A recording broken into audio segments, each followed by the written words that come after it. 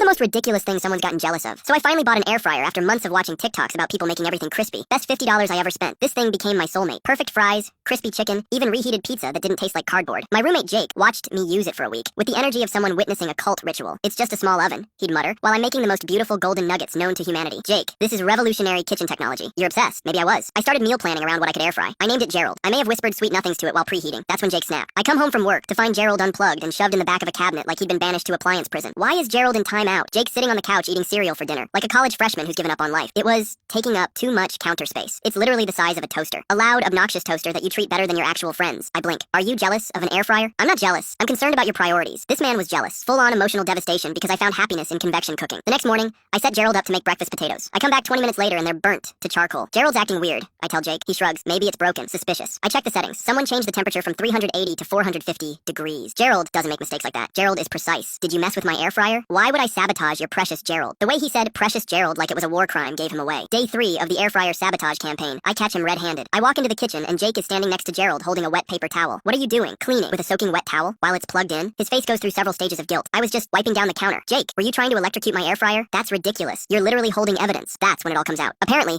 my obsessive relationship with Gerald was affecting Jake's self-esteem. He felt replaced as my primary source of joy and domestic partnership. You spend more time talking to that thing than you do talking to me. Because it makes perfect food and doesn't leave dirty dishes in the sink. See? You're choosing kitchen appliances over human connection. I stare at this man who's having an emotional breakdown over my cooking method. Jake, it's not a competition, isn't it? You light up when you use that thing? When's the last time you were that excited to see me? Honestly, good point. Gerald never judges my life choices or eats my leftovers without asking. Are you seriously asking me to choose between you and an air fryer? I'm asking you to acknowledge that your relationship with that machine is unhealthy. That's when I realized Jake doesn't just want me to use Gerald less. He wants to be Gerald. He wants the attention, the excitement, the sweet whispered conversations during meal prep. Jake, do you want me to air fry something for you? His face softens. Really? Gerald makes amazing mozzarella sticks. 20 minutes later, we're both sitting on the couch eating the crispiest, most perfect mozzarella sticks either of us has ever tasted. Jake's eyes are wide with wonder. Okay, I get it now. This thing is magic. Gerald accepts your apology. Can we make wings tomorrow? Now Jake and I share custody of Gerald. We have a schedule. Jake gets weekday breakfast duty. I handle dinner. We both agreed Gerald deserves better than our petty human drama. And yes, we still name our kitchen appliances. Our blender is named Steve and our coffee maker is Barbara. Jake suggested the names. Apparently, forming emotional bonds with inanimate objects is our thing now.